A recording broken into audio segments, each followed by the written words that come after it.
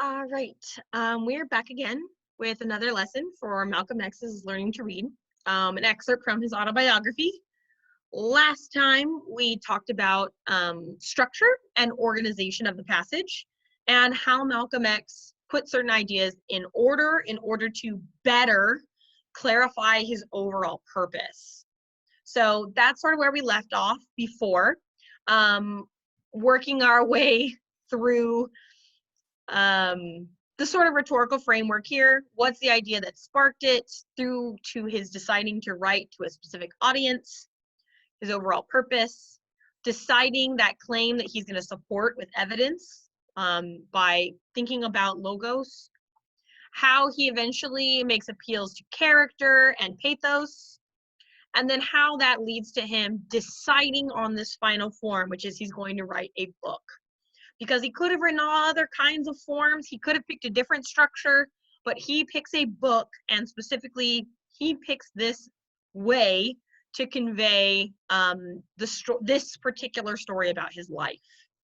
So, one thing I'd like to just bring up before we move on is that these things don't happen in a vacuum, which is why you see these arrows going back and forth. It's not like you talk about an emotion once and never talk about it again, or you appeal to your audience's goodwill once and then you never talk about it again.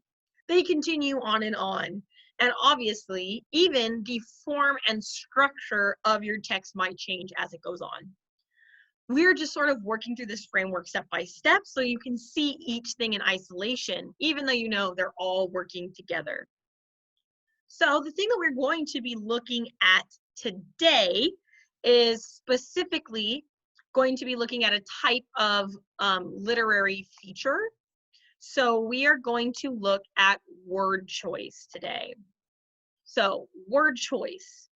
Often this is referred to as diction, and this could be everything from the level of language. So is he using simple? Is he using complex words? This could be the sort of academic level of the words. So are these common words, or is this going to be more jargon, like it's specific to a type of academics or a certain job? We could look at things like, is he using a lot of adjectives? Is he being really descriptive? Or is it mostly straightforward? What type of words is he using? Because the words that you choose are going to impact the way that your message is understood.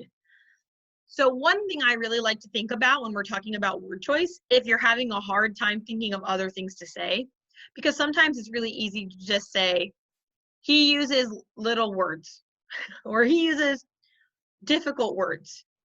So I like to think about it like this. It's not that some words are better than others. It's just that some types of word choice are going to convey your message in a different way. So what I like to do is talk about words that are Anglo-Saxon versus words that are Latinate. This is a total overgeneralization, but it's just something to kind of have in your back pocket to think about.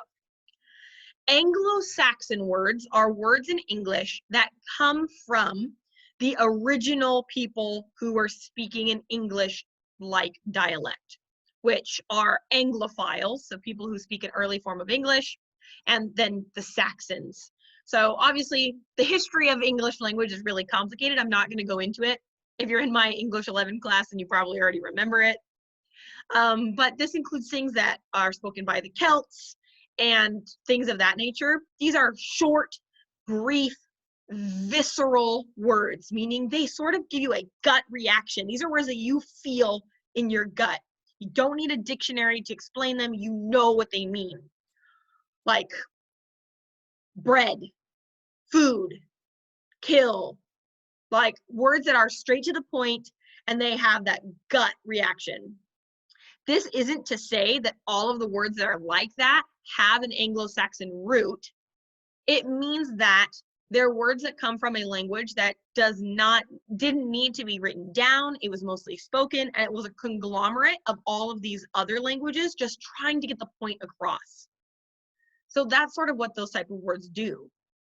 Latinate words, on the other hand, are words that come from sometimes French, sometimes Latin itself, or even Greek, but they're really complicated. They're often multiple syllables. Sometimes it's really hard to understand what the word means without a dictionary. So this might even be words like obfuscate, which, that is a Latinate word that means, it's hard to understand something because you can't see quite through it. Words like specificity, things like that. They're almost superfluous, which is another Latinate word. They add to a sentence without driving to the visceral, guttural meaning of it. So you could say, I am hungry. Short Anglo-Saxon words. I need to eat. Brief, to the point. Or you could say, I desire sustenance. Latinate words, same meaning, but they convey something different to the audience. I am hungry is desperate. It's needing, it's immediate. Like you need something. I need sustenance, or I desire sustenance implies that it's not an urgent need, it's a want. And that there's multiple things that could fulfill your sustenance. In fact, you might mean food, but maybe you mean something else. So word choice does change the way your message impacts your audience. With all that being said, let's go ahead and jump into Malcolm X again. Remember last time that he was telling us about how we left off with his explanation about genetics and his realization about how little black culture is actually taught in America. So just like we did last time, there's going to be some sections where I am not going to read and some sections where I am going to read so that you can practice your own reading either in your head or aloud. So I'm going to start us off here. I will never forget how shocked I was when I began reading about slavery's total horror. It made such an impact upon me that it later became one of my favorite subjects when I became a minister of Mr. Muhammad's. The world's most monstrous crime, the sin and blood on the white man's hands, are almost impossible to believe. Books like the one by Frederick Olmsted opened my eyes to the horror suffered when a slave was landed in the United States. The European woman, Fanny Kemble, who was married to a southern white slave owner, described how human beings were degraded. Of course, I read Uncle Tom's Cabin. In fact, I believe that's the only novel I've ever read since I started serious reading.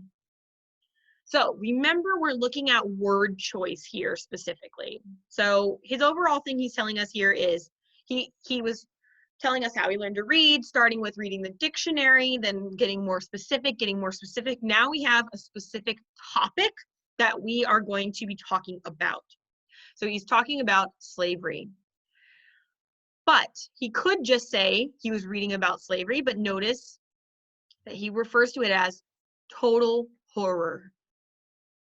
Obviously, we would probably agree with him here. I'm not going to say probably, I'm going to assume that we all agree with him, that slavery is a total horror. But think about that choice of words. Total implies completeness.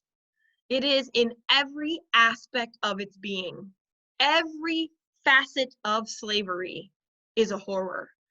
A horror being something that is so grotesque, something so just abominable, you can't even fathom it, that it strikes fear into you.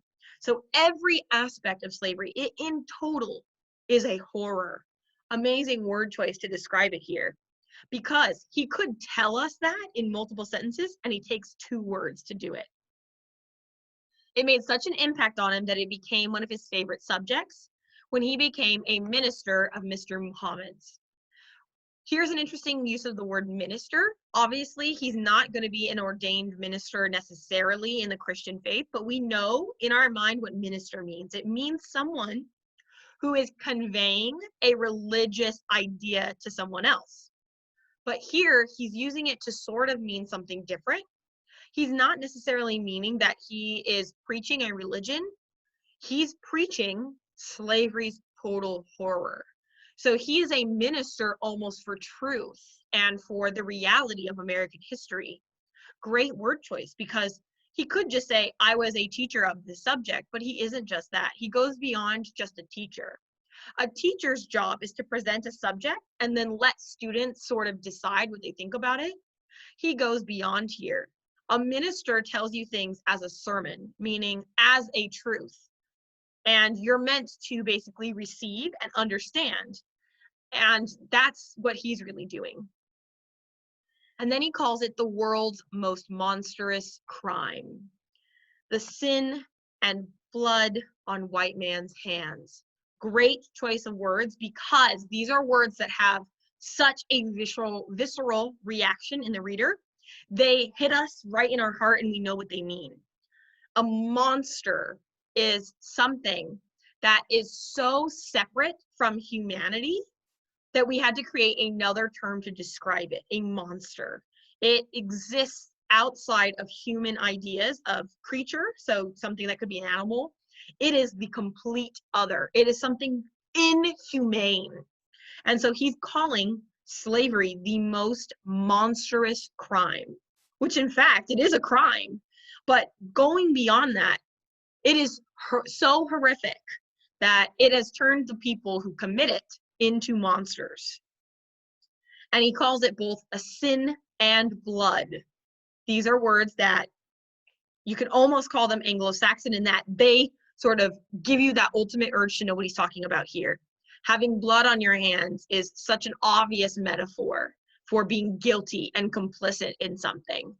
And even without the religious connotation of sin, we know sin is like that ultimate betrayal of goodness, right? So think about that word choice there. It's almost impossible to believe, almost, but he knows he can believe it. They opened his eyes to the horrors that were suffered. Think about that word choice there. He's being very specific. He's not using high level vocabulary necessarily. He's using the words that he needs to get across his point. But then the next sentence, he's going to give us that vocabulary we might have been lacking before. So the horrors suffered, he then uses the word degraded.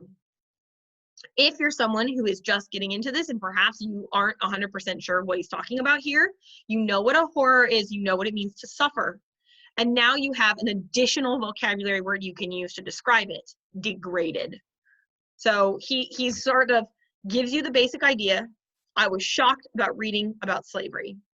It was one of my favorite subjects to become a minister of. And then he elaborates with more intense word choice, monstrous crime, sin, and the blood on the hands. Then another very plain sentence. Then he gives you that additional information. He's building it slowly so that no matter where you are, you can understand his message. So he's actually using different types of word choice here to meet you wherever you're at.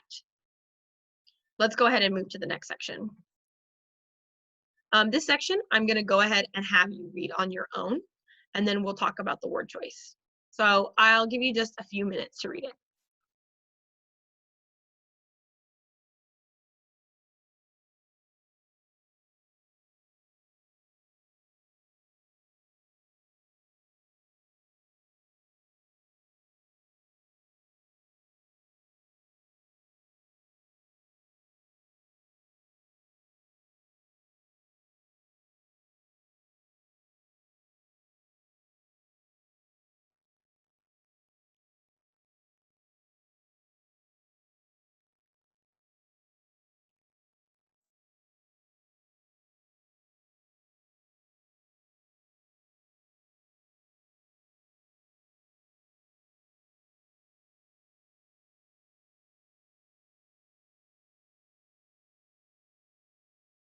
Okay, about 30 more seconds.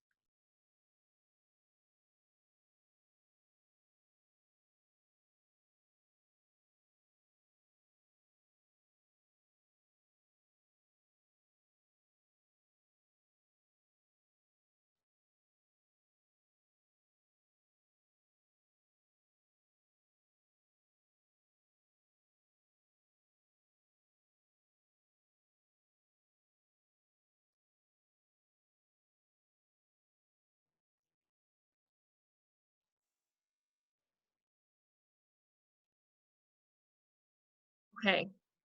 This is a really sort of it might be sort of an upsetting set of images for us, but I think it is important and we need to talk about it and discuss it, just as Malcolm X is describing here. So again, we're going to focus and look at word choice. Okay. This is almost like an incessant description here. You get just image after image after image after image, which really proves his point of just how much of a horror slavery was. So we get here, he says he reads descriptions of atrocities. So that word choice is really interesting because let's say you don't know what an atrocity is. He does a really interesting thing with all of his word choice in this section, which is he elaborates to make sure you understand. He tells you specifically about the illustrations that he sees and what is happening, the flogging with whips. He tells you about the babies being dragged off, never seen again. He tells you of dogs and slave catchers, whips and clubs and chains and guns. Even if you don't know what the word atrocities means, you know it is negative. You know that the connotation of the word is inherently vile and negative. Remember, there's always multiple definitions of words. You have the denotation, which is the dictionary definition of the word. So the denotation is what the word means in the dictionary. Sometimes it's hard to remember dictionary definitions of words, which is why authors will give you an elaboration so that you understand the connotation of the word, which is the emotional meaning of a word, where you only need context clues to figure it out. And here, that's what he does with the word atrocity. So atrocity means obviously horrible acts that are committed. But even if you don't know that, you see this listing of evil acts being committed and you understand the emotional connotation of the word atrocity. So that is an example of how you might use that kind of word choice. Okay, he gives us some additional examples here. We get the example of Nat Turner, and he tells us that he put the fear of God into the white slave master. So word choice here, the fear of God. If you did not already fear God before, Nat Turner is going to make you feel that. He wasn't going around preaching pie in the sky. Interesting words. If you don't know what pie in the sky means, well, it's an idiom, meaning it's word choice that is specific to a time or place or society. It's an idiom. Well, what if we don't know what pie in the sky means? It's okay if we don't, because that word choice there is colloquial. So it's more like I said, specific to a certain area or society. Maybe you haven't heard pie in the sky before. It might be sort of considered an old-fashioned term. But even if you don't know, he then tells us Nat Turner wasn't going around preaching pie in the sky and non-violent freedom for the Black man. Non-violent is in quotation marks, meaning that he's probably not quoting someone here, but he's using it to signal it out as something different and that he's using that phrase in a different way. So Nat Turner wasn't going around preaching non-violent freedom. So he wasn't going around preaching non-violent. If we get rid of the double negatives here, so we have wasn't and non. So if we get rid of that, we get Nat Turner was going around preaching violent freedom. So Nat Turner basically advocated the use of violence to overthrow the people who had enslaved them. So pie in the sky, we might assume, has the same connotation as nonviolence. So nonviolence might have the connotation of being peaceful or gentle. So something pie in the sky is like that, oh, that like beautiful dream goal, that beautiful pie in the sky that you would hope for as the ultimate beautiful goal if nothing were wrong in the world. But we know that there's lots of things wrong in the world. So Nat Turner couldn't preach pie in the sky nonviolence. He had to preach violent freedom. So then we continue with word choice here. They started out in the master's house, and that night they won the plantation big house. Again, in quotation marks, meaning he's using a key term here. But look at this word choice. It's very straight to the point. He's reporting facts here. Next morning, 57 were dead, 70 slaves following. Very just clear and to the point. He's giving us factual information in case we didn't know it. Remember, his whole purpose here is become educated. So if you didn't know about this, as he's trying to discuss it, he needs to give you this information. Small army of soldiers took 2 months to catch and hang Nat Turner. But he says that he read somewhere else, Nat Turner's example inspired John Brown to invade Virginia and sort of repeat these ideas later. Okay, let's go ahead and move on to the next section. Okay, so this section, again, we're looking word choice mostly here. He's giving us more allusions, I can tell right away, because I see a book title in italics, and I'm seeing references to specific people's names. So he's giving us some references here. I'm going to go ahead and read the section for us. I read Herodotus, the father of history, or rather, I read about him. And I read the histories of various nations, which opened my eyes gradually, then wider and wider, to how the whole world's white men had indeed acted like devils, pillaging and raping and bleeding and draining the whole world's non-white people. I remember, for instance, books such as Will Durant's The Story of Oriental Civilization and Mahatma Gandhi's accounts of the struggle to drive the British out of India. Book after book showed me how the white man had brought upon the world's black, brown, red, and yellow peoples every variety of the suffering of exploitation. I saw how since the 16th century, the so-called Christian trader white man began to ply the seas in his lust for Asian and African empires and plunder and power. I read, I saw how the white man never has gone among non-white peoples bearing the cross in the true manner and spirit of Christ's teachings, meek, humble, and Christ-like. Lots of stuff going on here. So he's giving us some allusions to other works. So he talks about Herodotus, who is a Greek writer, sometimes considered the first historian. So obviously his works are entirely in Greek, ancient Greek. But he does tell us that his eyes were widened gradually.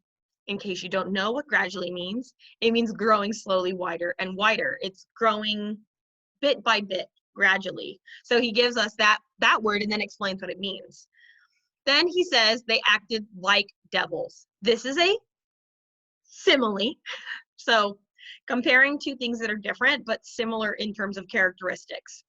So he's comparing white men in the world to devils. So obviously the word devil has some really negative connotations. If you don't know why, he gives you some examples. And if you don't know what all of them mean, he gives you a list. Boom, and boom, and boom, and boom. Basically saying, here's all of the horrible things that have been done, and putting them on the same playing field by saying, and this, and this, and this, and this. That just simple word choice here. And notice that it's in the present progressive. So you have ing at the end of each one. So it's almost like these are continuing. And we know they are. There are these continuing acts that are happening. This, and then this, and then this, and then this. He references other counts of struggles. And then he gets this recollection here where he uses what might be considered sort of outdated terminology to talk about different races in the world. But it serves a point here. Long have people of color been prescribed negative connotations based on race and skin tone. And here he's using them not in the pejorative sense or derogatory sense, meaning not to discriminate against them or not in a negative way. He's using them almost as a sort of juxtaposition or comparison to the word white. So he's using these other really rudimentary color terms so that you get this difference. You can easily understand the difference. And then you notice they're all united as one list of words. So these really Anglo-Saxon just references to color. Then you don't have to separate people out by where they're from, geographically, or how they might identify themselves. He's using these simple color terms to unite everyone. Then again, we get Christian traitor in quotation marks. So he's using this term. Here, it's almost sarcastic because he gets the phrase ahead of it, so-called. So, the so-called Christian traitor. So Christian, the Christian religion, and then traitor. So these are the early colonizers who are mostly traveling to get what he talks about, empires, plunder, and power. So they go under the guise of trade, but are actually there for more than that. And then he says that most of these Christian traders went among non-white people bearing the cross, meaning they brought with them the teachings of Christianity, because of course Christianity did not exist all over the world. It has spread as colonization has spread. So as white Christians have taken their religion with them, it has spread. But he says it's very interesting who these people who come bearing their religion do not have the true manner and spirit of Christ's teachings, what he calls meek, humble, and Christ-like. So he's calling attention to this fact here that even though they're coming saying that they are wanting to share their religion, they don't actually practice what they preach. Okay, we're going to go to our next section. I think this is our last section for today. Yep. So this one you're going to go ahead and read on your own. So go ahead.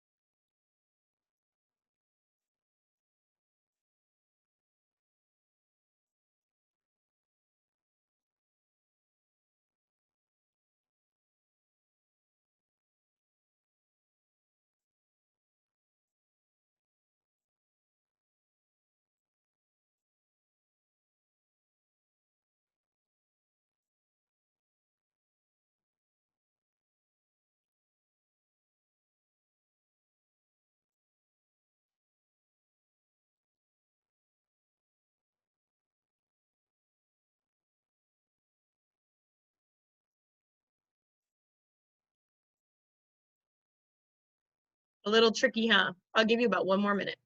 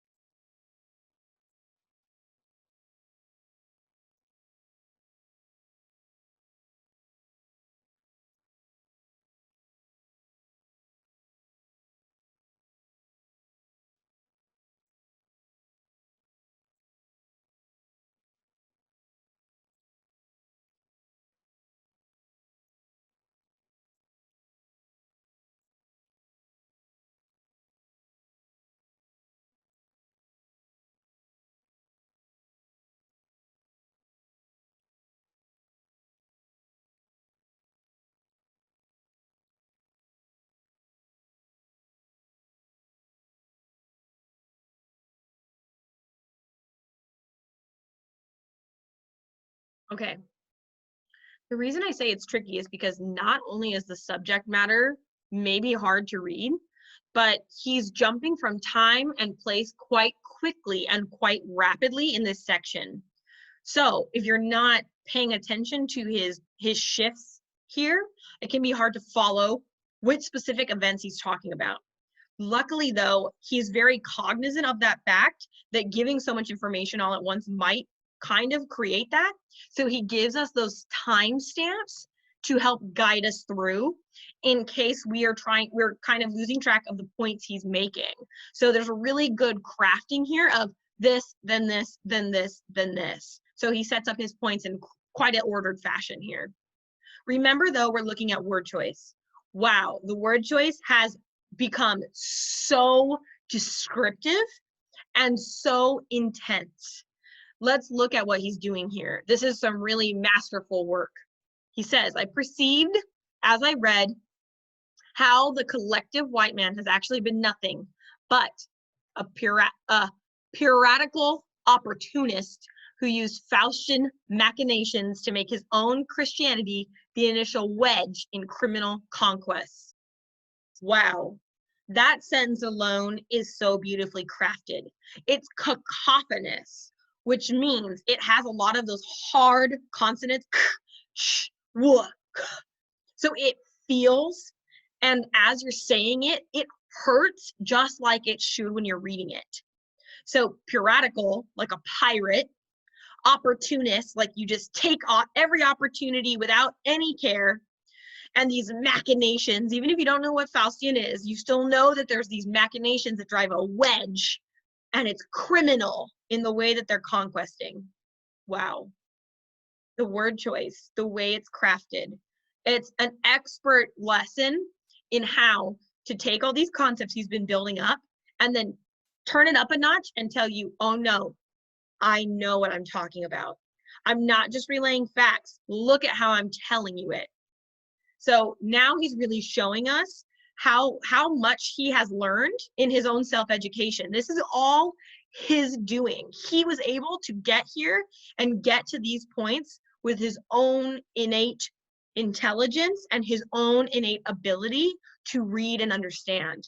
And that's what he's doing with his word choice here. First, always religiously. Again, our quotes are back, almost sarcastic. Somehow white men were able to, and when he's saying white men here, he's really meaning white man as white people in general.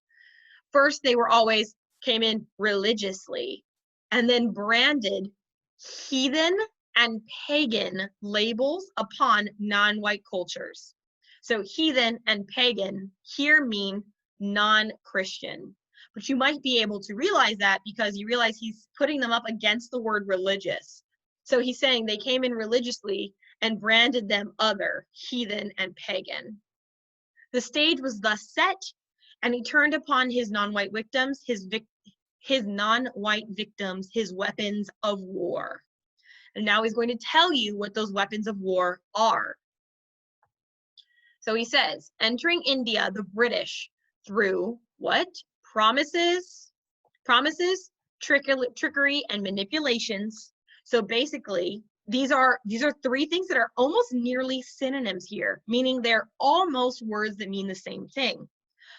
But the extent of the connotation is going up. So a promise, he means almost like a false promise. Trickery, like purposely trying to hurt someone by convincing them of something that's not true. And then manipulation, which takes it just that third step up. When you're manipulating, it's almost like just a toxicity that invades. Wow, look at that word choice just going up level by level. The parasitical British administration, so a parasite, it serves no purpose for the other function other than to feed on it. Kept tentacling out. Wow. How could a British administration tentacle? He's giving it these animalistic, monstrous qualities. He's saying, look at how these people became parasites and monsters. He's not saying that they're not people. He's saying, look how horrible people can be when they want something and when they want to take it away from others. Some of the desperate people of India finally mutinied, so finally revolted. But he says that nowhere in any recorded history has there been such bestial, so like a beast, such bestial and ruthless human carnage than the suppression of the non-white Indian people. So he says, other than perhaps the African slave trade, the way that the British suppressed, so even if you don't know what the word suppressed is, you can think about the root word here, which is to press. So suppression, sub meaning under, here it's changed to another P, but it's the same prefix, sub meaning below, press meaning pushed down. So suppression is pushed below, treated like they're lower. So the British used bestial acted like animals and created this human carnage. Wow, these words are so heavy. Heavy negative words here. Even if you don't know what all the word choice means, it's very obvious that these are just layer of just powerful words. He talks about the enslavement of African Black people, and he calls it almost equivalent to the 1930s population of the United States. So that is a massive amount of people. But what he's doing here is this number might be almost incalculable. I've never seen a million of anything. I've never seen $1 million. I've never held it. I don't know what that looks like. But look at the choice to describe it as the entire population of the United States in the 1930s. Even if I don't know specifically what it looks like, I know the vastness of that number by him giving me that specific example. And he talks about how the slave market was glutted by the cannibalistic white powers of Europe that carved up Africa. So he's almost using an analogy here to describe Africa, the Black continent, as he's calling it, as being carved up and eaten cannibalistically by Europe. So a cannibal is someone who eats their own kind. So think about that. That's a horrific metaphor, and it serves its purpose. That word choice it should make you sick. It should make you feel vile and disgusted. That's what he's trying to do here. And that's what he eventually calls it. That it's almost like they've been playing a chess game. Well, a chess game, you think, is almost, an upper class, very gentleman's game. They're treating it like it's a game of chess. They're treating it like it's nothing. But really what it is this exploitation of everything from Cape Horn, the bottom of Africa, to Cairo, the top. So what Europe is seeing as a chess game, he sees as a cannibalistic carving of the continent. Wow. The contrast of the word choice there is so powerful. I think looking at word choice can be one of the trickiest parts, because when you look at it overall, you don't think about it. And it's only when you go back in, you see how powerful the word choice actually is. So I'm going to leave you with this question before I end this lesson, which is, what does this word choice do to the way that the message affects the audience? How does the difference of word choice as he goes through this section change how you understand his purpose? That's where we're going to go ahead and stop for today, and I'll see you on the next lesson.